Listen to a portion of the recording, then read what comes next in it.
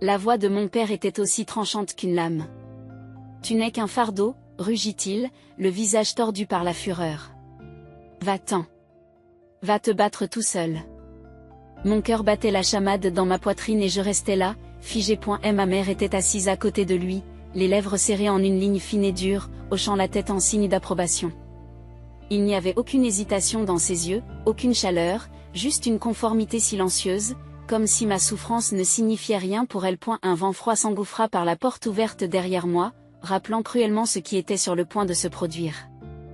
J'ai serré mon petit sac de voyage, collection pathétique de toute ma vie entassée dans un bagage usé. Mes mains tremblaient, mais je refusais de leur montrer ma peur. J'étais leur fille, leur chair et leur sang. Et pourtant ils me jetaient comme si je n'étais rien. Mon père s'est approché de moi avec le même dégoût dans les yeux qu'il avait toujours lorsqu'il me regardait. Mon corps s'est arrêté avant que mon esprit ne puisse le rattraper. Un pas, un autre. Je me trouvais sous le porche, le froid de la nuit s'enfonçant dans mes os. Mon père a tendu la main vers la porte, prêt à la claquer, à m'effacer de leur vie pour toujours. Mais à ce moment-là, une chaise a raclé le parquet à l'intérieur. Une voix grave et régulière a tranché la tension comme un couteau dans la soie. Tu n'aurais pas dû dire ça, dit grand-père. Et juste comme ça, l'air a changé. Mon père s'est raidi, sa poigne s'est resserrée sur la porte. Ma mère a relevé la tête, la bouche légèrement ouverte. Lentement, délibérément, mon grand-père se leva. Sa présence dominait la pièce. Son corps vieux mais inébranlable imposait encore son autorité. Ses yeux bleus perçants se fixèrent sur ceux de mon père sans sourciller. Mon père a hésité. Pour la première fois de ma vie, j'ai vu une hésitation se dessiner sur son visage. Grand-père fit un pas en avant, sa canne tapant contre le sol, ferme et puissante. Assieds-toi, mon garçon, a-t-il ordonné, la voix empreinte d'une fureur tranquille et frémissante. Mon père hésita, mais seulement une seconde. Puis, comme un enfant grondé, il est retourné à l'intérieur. Je suis restée là, le souffle coupé, incertaine de ce qui se passait. Grand-père tourna légèrement la tête et me jeta un coup d'œil. Tu n'iras nulle part, petit, dit-il fermement. Pas comme ça. J'ai avalé la boule dans ma gorge. Il ne demandait pas et elle le déclarait. Puis, en regardant mon père, mon soi-disant protecteur, l'homme qui venait de me jeter dehors comme une ordure. Je l'ai vu. Le regret. La première fissure dans son armure. Mais je n'étais pas prête à pardonner. Pas encore, parce qu'il venait de faire la plus grosse erreur de sa vie. Grand-père est passé devant mon père, comme s'il n'était pas là. Il a attrapé mon sac de voyage et a posé une main ferme sur mon épaule. Rentre à l'intérieur, ma chérie. Mes jambes se sont mises en mouvement d'elles-mêmes et m'ont ramené à l'intérieur de la maison, devant l'homme qui venait de me renier. Les poings de mon père se sont serrés le long de son corps. Sa mâchoire s'est crispée, mais il n'a pas dit un mot. Pas avec grand-père à ses côtés. Grand-père me conduisit à la table à manger, tira une chaise pour moi avant de s'asseoir à son tour. La pièce était silencieuse, à l'exception du tic-tac de l'horloge sur le mur. Ma mère se déplaçait mal à l'aise, fixant le sol. Puis grand-père reprit la parole. Sa voix était lourde de quelque chose que je n'avais jamais entendu dire à mon père auparavant. La déception. Quel genre d'homme fait cela à son propre enfant? Mon père s'est moqué et a secoué la tête. Elle n'est plus une enfant, papa. Il faut qu'elle apprenne que le monde réel ne va pas lui donner n'importe quoi. Le monde réel, répète grand-père en se penchant en avant. Et en quoi le fait de la jeter dans la rue l'aide-t-il exactement? Tu crois qu'elle va apprendre la force en étant abandonnée? Elle doit comprendre les choses par elle-même, dit mon père, d'une voix plus dure. J'ai dû le faire. Personne ne m'a tenu la main. Grand-père expire lentement, saisissant le bord de la table. Tu m'as eu, a-t-il dit à voix basse. Le silence qui suivit fut assourdissant. Le visage de mon père s'est assombri. C'est différent.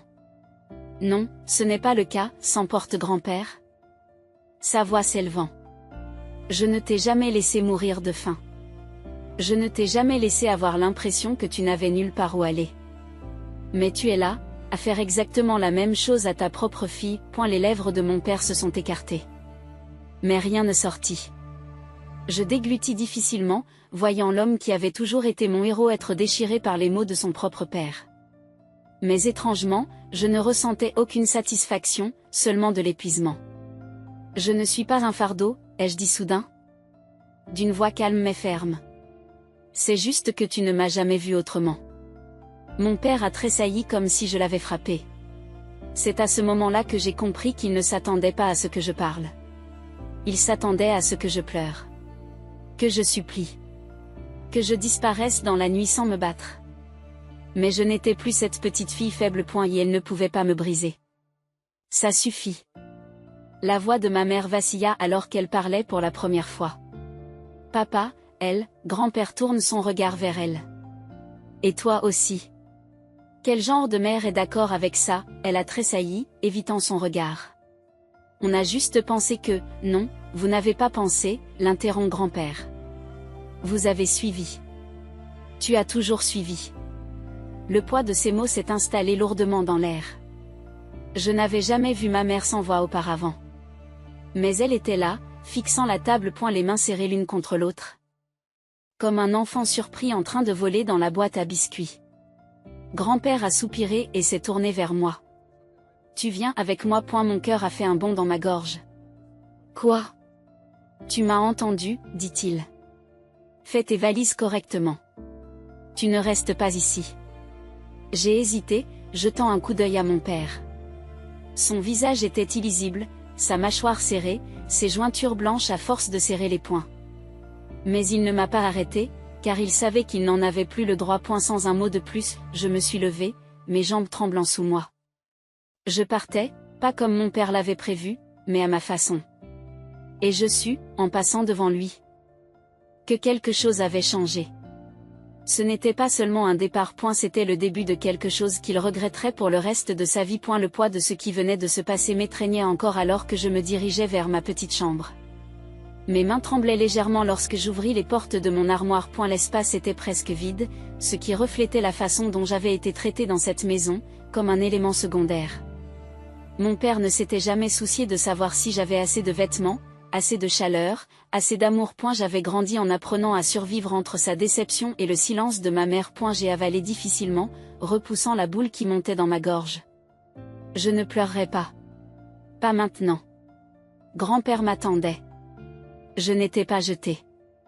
J'étais sauvée. J'ai attrapé mes vêtements, les ai pliés proprement avant de les mettre dans la seule valise que je possédais. Mes mains frôlèrent un petit lapin en peluche défraîchi. L'une des rares choses qui me restait de mon enfance. J'ai hésité, puis je l'ai glissé à l'intérieur. Au moment de partir, je me suis vue dans le miroir fissuré de mon mur. Mon visage était fatigué, mes yeux ternis par des années passées dans l'ombre. Mais il y avait quelque chose d'autre, quelque chose que je n'avais jamais remarqué auparavant.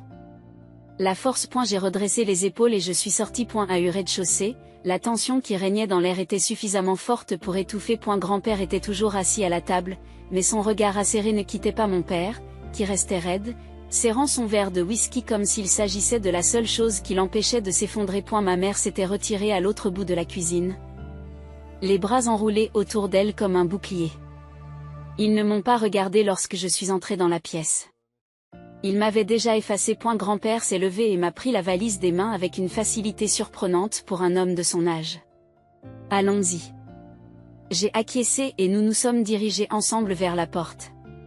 C'est alors que mon père a pris la parole. Tu reviendras. Je me suis arrêtée. Sa voix était grave, dangereuse, empreinte d'une confiance tranquille. Je me suis retournée lentement, croisant son regard. Il y avait quelque chose de cruel dans ses yeux, quelque chose qui disait qu'il s'attendait à ce que j'échoue. Il pensait que le monde me mâcherait et me recracherait, comme il l'avait prévu. J'ai souri, et j'ai vu la première lueur d'incertitude traverser son visage. Non, ai-je dit, d'une voix ferme. Je ne le ferai pas. Et sur ce, je suis sortie dans la nuit, laissant derrière moi le seul foyer que j'ai jamais connu. Mais je ne partais pas sans rien. Je partais avec un feu dans mon cœur. Et un jour, mon père regretterait chaque mot qu'il m'avait dit. Le trajet en voiture avec grand-père fut d'abord silencieux. L'obscurité s'étendait à l'infini, mais je me sentais plus légère que je ne l'avais été depuis des années. Plus nous avancions, plus le poids de mon passé s'envolait de mes épaules. Je me suis tournée vers grand-père, qui gardait les yeux sur la route, les mains fermement posées sur le volant. Pourquoi as-tu pris ma défense ? Demandai Dash. Et elle soupire, son expression s'adoucit. Parce que tu méritais mieux. Une boule s'est formée dans ma gorge, mais je l'ai repoussée. Tu n'as jamais rien dit avant. Grand-père expire lourdement. J'aurais dû le faire. J'aurais dû intervenir bien avant d'en arriver là. Il m'a regardé, ses yeux étaient remplis de quelque chose que je n'avais pas vu depuis longtemps. De la culpabilité. Mais je ne referai plus cette erreur. Pour la première fois de ma vie, je me suis sentie en sécurité. Grand-père ne me considérait pas comme un fardeau. Il ne me voyait pas comme une déception. Il me voyait. Et cela valait plus que tout. Nous nous sommes arrêtés devant sa maison, une petite mais confortable cabane au bord d'un lac. La lumière du porche jetait une lueur chaude, m'accueillant comme mon ancienne maison ne l'avait jamais fait. En entrant, j'ai ressenti quelque chose que je n'avais jamais ressenti auparavant. J'étais chez moi. Les jours se sont transformés en semaines. Et pour la première fois de ma vie, je ne me contentais pas de survivre. Je vivais. Grand-père m'a appris tout ce qu'il savait. Comment travailler avec mes mains. Comment réparer les choses. Comment rester debout même quand le monde essayait de me faire tomber. Il m'a dit un soir, alors que nous étions assis sous le porche et que nous regardions le soleil se coucher sur le lac. Tu as de la force en toi. Ne laisse personne t'enlever cela. Je n'en avais pas l'intention. J'ai travaillé dur, économisant chaque centime que je gagnais en faisant des petits boulots en ville. J'ai pris des cours du soir, déterminé à construire quelque chose pour moi-même, quelque chose que mon père n'aurait jamais pensé que je pourrais réaliser. Au fil des mois, je suis devenue quelqu'un de nouveau. Plus forte, plus sage, inébranlable. Puis est venu le jour où tout a basculé. Je venais de terminer mon dernier cours lorsque mon téléphone a sonné. C'était un numéro que je ne reconnaissais pas. J'ai répondu, le cœur battant. Bonjour. À l'autre bout du fil, j'ai entendu un souffle tremblant. Et puis, c'est ta mère. J'ai failli lâcher le téléphone. Elle a hésité, il faut que je te voie. Mon estomac se tordit. Les souvenirs de cette nuit-là me reviennent en mémoire. La façon dont elle avait acquiescé lorsque mon père m'avait jeté dehors. La façon dont elle avait refusé de croiser mon regard. J'aurais dû raccrocher. J'aurais dû l'ignorer. Mais quelque chose en moi me disait d'écouter. Et c'est ce que j'ai fait. Nous nous sommes retrouvés dans un petit café du centre-ville. Ma mère avait l'air différente, plus petite, en quelque sorte, comme si le poids de ses choix l'avait finalement rattrapée. Elle remuait son café, incapable de me regarder. J'ai fait une erreur, a-t-elle murmuré. Je n'ai rien dit. Les larmes ont coulé dans ses yeux. Je l'ai laissé te repousser. Je l'ai laissé tout contrôler. Je ne sais pas qui je suis sans lui. J'ai expiré lentement. C'est ton problème, pas le mien. Elle a tressailli mais a acquiescé. Je voulais juste te dire que j'étais désolée. Pendant un long moment, je l'ai regardé fixement. Et puis, finalement. Je te pardonne. Parce que je ne le faisais pas pour elle. Je le faisais pour moi. Elle m'avait laissé tomber. Mais je ne la laisserai pas me retenir plus longtemps. Je suis sortie de ce café la tête haute, le cœur plus léger qu'il ne l'avait jamais été. Et c'est là que je l'ai vu. Mon père. Il était assis dans une voiture de l'autre côté de la rue et me regardait. Son visage était indéchiffrable. Mais je pouvais voir les fissures se former. Et elle avait perdu le contrôle sur moi. Et il le savait. J'ai souri, me détournant sans un regard en arrière. J'avais gagné, non pas par vengeance, mais en lui prouvant qu'il avait tort. Et c'était la plus grande des victoires. Je m'éloignais du café, le cœur battant contre mes côtes. Le poids des paroles de ma mère m'habitait encore. Mais je refusais de le laisser me ralentir. J'avais passé trop de temps à porter le fardeau des autres. Leur déception. Leur négligence. Leur cruauté. Je n'en veux plus. En montant sur le trottoir. J'ai jeté un coup d'œil à la voiture garée de l'autre côté de la rue. Mon père y était toujours assis, immobile. Son visage était indéchiffrable, ses doigts tenaient le volant si fort que ses jointures étaient blanches. Pendant un bref instant, nos regards se sont croisés. Je m'attendais à de la rage. Je m'attendais au même regard froid et condescendant. Il m'avait donné toute ma vie. Mais cette fois, quelque chose était différent. Le regret. Je ne me suis pas arrêtée. Je lui ai tourné le dos et je suis partie. Je l'ai laissé regretter. Qu'il se rende compte, trop tard, que la fille qu'il avait rejetée s'était construit une vie sans lui. Qu'il vive avec la certitude que je ne reviendrai jamais vers lui. Parce que j'étais enfin libre. Le monde m'appartenait désormais. Avec le soutien indéfectible de mon grand-père, je me suis lancé dans la construction d'un avenir qui n'avait rien à voir avec les attentes de mes parents. J'ai travaillé plus dur que jamais, consacrant chaque once de ma détermination à faire quelque chose de ma vie. Le jour, je faisais de petits travaux de réparation, réparant des clôtures cassées, colmatant des toits qui fuyaient et même restaurant de vieux meubles. Le soir, j'étudiais sans relâche, je suivais des cours de commerce, de finance et de marketing. Je ne me contentais plus de survivre. Je m'épanouissais. Et les gens n'ont pas tardé à le remarquer. Ma réputation a grandi dans la ville. Mon nom circulait comme celui de quelqu'un qui faisait avancer les choses. Je n'étais plus seulement la fille de John Matthew ou la fille qui s'était fait virer. J'étais quelqu'un maintenant. Quelqu'un que mon père ne pouvait plus contrôler. Puis vint le moment décisif. Un soir, après une longue journée de travail, mon grand-père et moi étions assis sous le porche, l'air frais de la nuit nous enveloppant. « Tu t'es bien débrouillé ?» dit-il en prenant une lente gorgée de son thé. « Je vois la flamme qui t'anime, » j'ai souri. Bien que l'épuisement pèse lourd sur mes os. C'est juste que je ne veux plus jamais être dans une position où quelqu'un pense qu'il peut me jeter à nouveau. Grand-père acquiesce. C'est comme ça qu'il faut penser.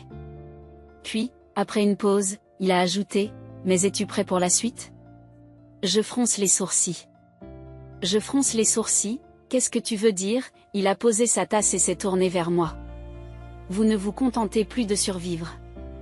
Tu es en train de construire quelque chose.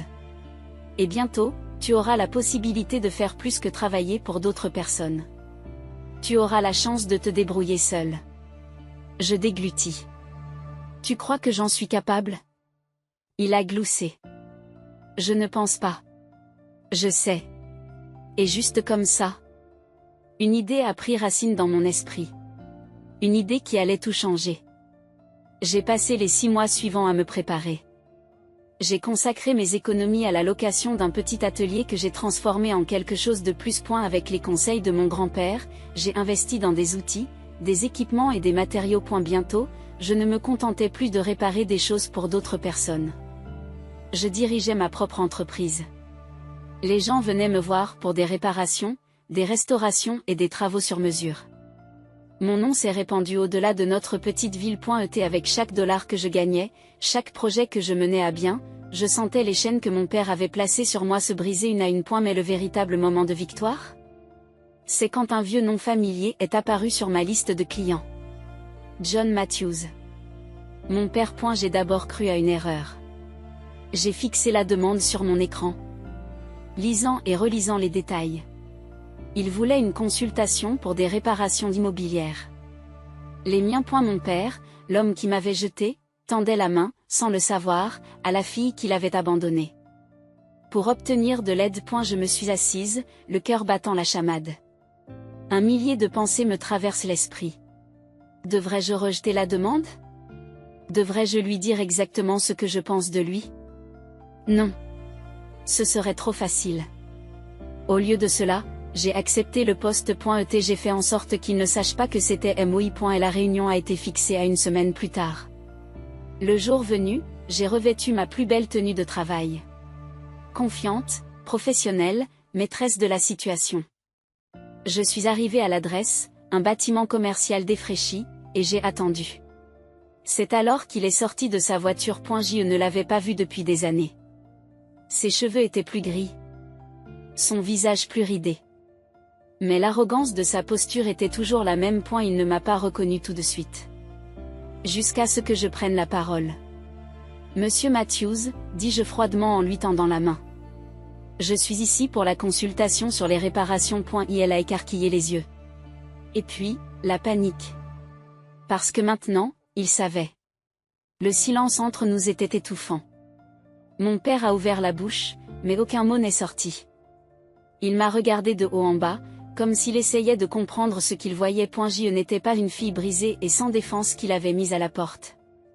J'étais une femme qui se tenait debout, qui réussissait et qui était indépendante. Sa bouche s'est resserrée. Vous êtes propriétaire de cette entreprise? Oui, dis-je simplement. Sa mâchoire se crispe. Et c'est vous qui traitez ma demande? Oui. Je l'ai vu s'efforcer de trouver un moyen de s'en sortir. Mais il n'y en avait pas. Il était venu me demander de l'aide. Et il le savait.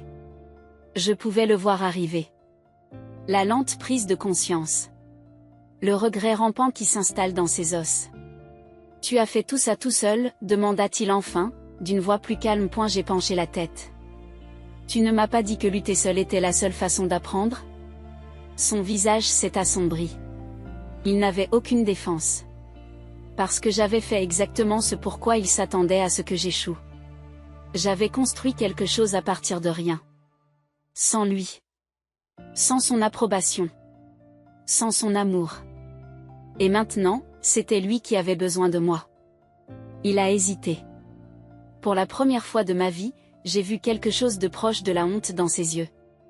J'ai fait une erreur, a-t-il admis. Je n'ai pas bronché. Je n'ai pas vacillé. Oui. Tu as fait une erreur. Elle a expiré et s'est passé une main sur le visage. Je n'attends pas de pardon. Tant mieux, dis-je, la voix ferme. Parce que tu ne l'auras pas. Il a relevé la tête, surpris. Je ne fais pas ça pour toi, continuez je le fais pour moi. Parce que j'ai refusé de laisser le passé me définir. Son épaule s'affaissa. Il avait l'air plus vieux, plus faible. Et j'ai compris quelque chose à ce moment-là. Je n'avais pas besoin de vengeance. J'avais déjà gagné. J'ai terminé les réparations, j'ai pris son argent et je suis parti. En partant, je me suis senti plus léger que jamais. Parce que pour la première fois de ma vie, j'étais libre. Pas seulement de lui. Mais de la douleur qu'il m'avait infligée. Cela valait plus que n'importe quelle vengeance. Des années plus tard, mon entreprise a prospéré. J'ai construit une vie remplie d'amour, de succès et de bonheur. Mon père? Il est resté dans l'ombre. Un homme hanté par la fille qu'il avait jetée. Parce que la plus grande punition n'était pas ma haine. C'était mon absence.